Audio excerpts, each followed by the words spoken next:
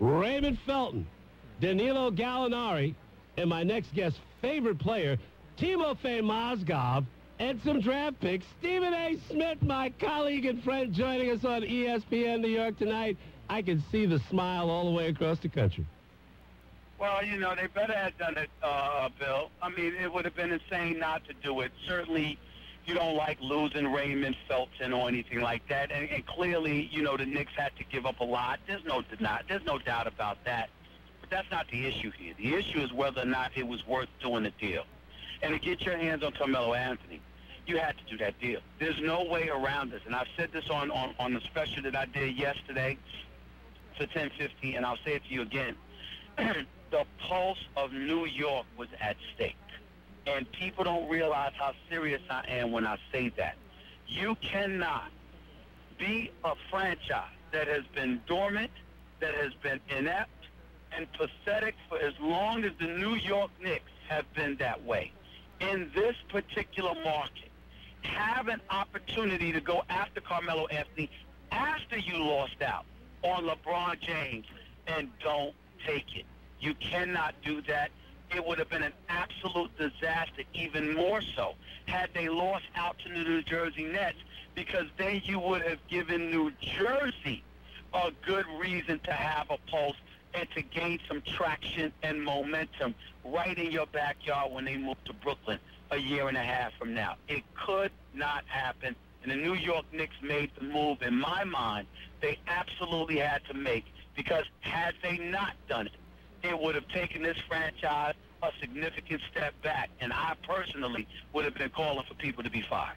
41 years, the last time the Knicks had two perennial All-Stars on their roster. 38 years, the last time New York Knicks won a championship. And, oh, by the way, they had some perennial All-Stars on that roster. It is obviously the formula then and now in this league. But, Stephen A., I think what people are overlooking here, short-term, Chauncey Billups, I think, is going to be a guy who is going to know how to glue this whole thing together and make it run even into the playoffs, maybe even into the second round of the playoffs now that you have this triumvirate of three great players. One, of course, who has championship pedigree. That's your point guard now, Chauncey Billups.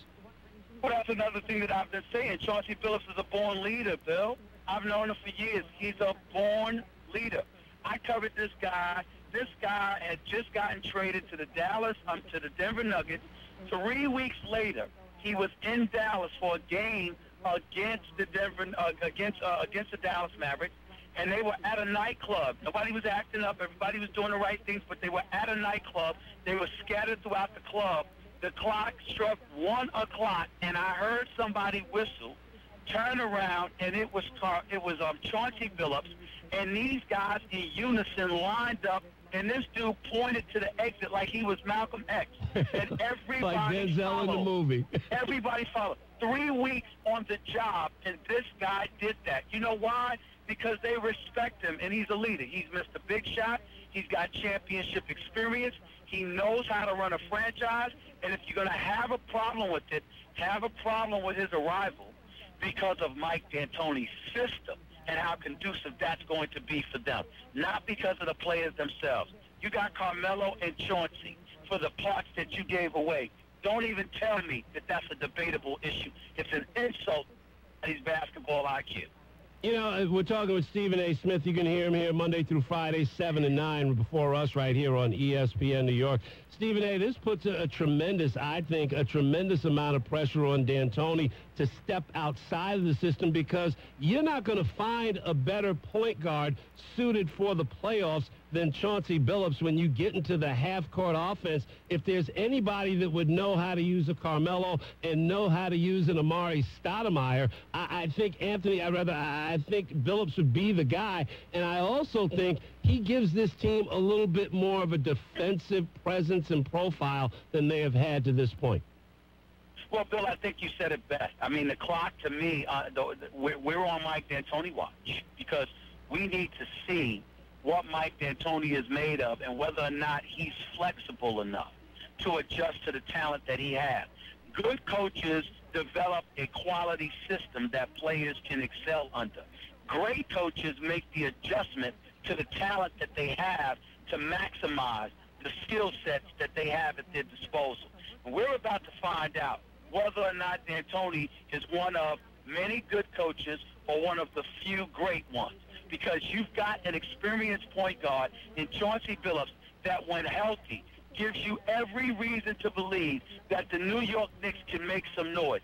I definitely believe a legitimate argument could be made that the Knicks are officially one of the top 4 teams in the Eastern Conference. You've got Boston, you've got Miami, you've got Orlando, you've got Chicago, and then you've got New York with Atlanta. Well, guess what? As far as I'm concerned, they just usurped Atlanta.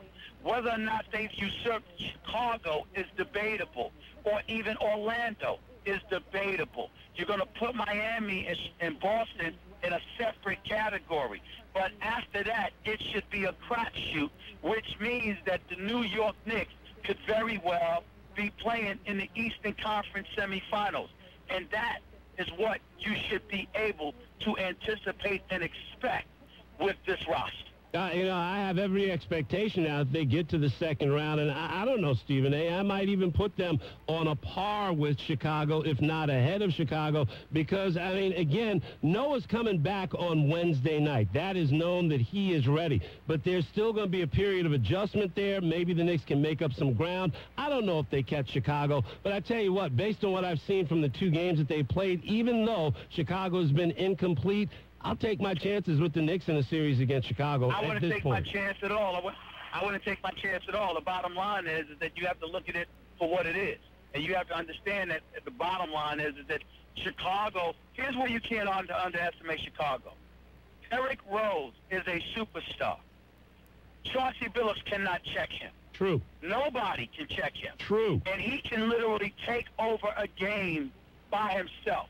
So if the New York Knicks lose to Chicago because of Derrick Rose, there's no shame in that.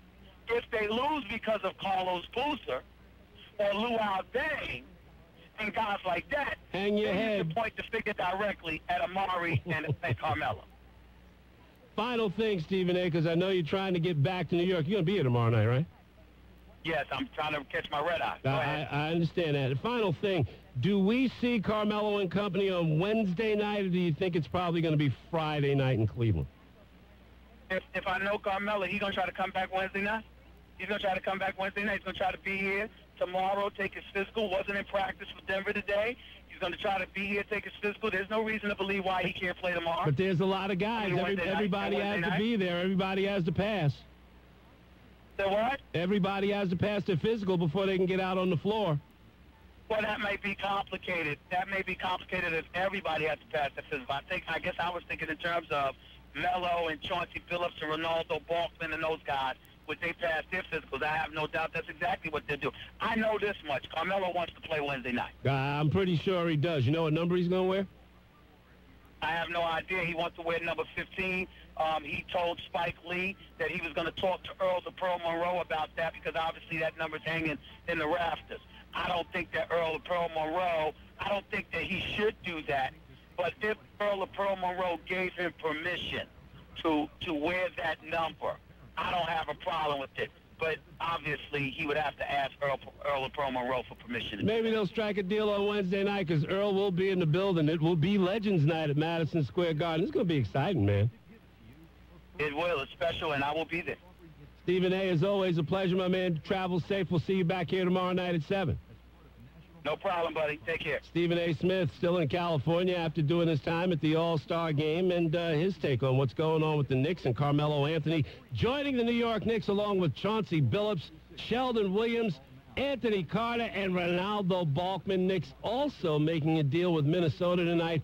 Eddie Curry and Anthony Randolph, along with $3 million, go to Minnesota in exchange for Corey Brewer and a #1 draft pick. Mike D'Antoni's got to figure out how to make all this stuff work.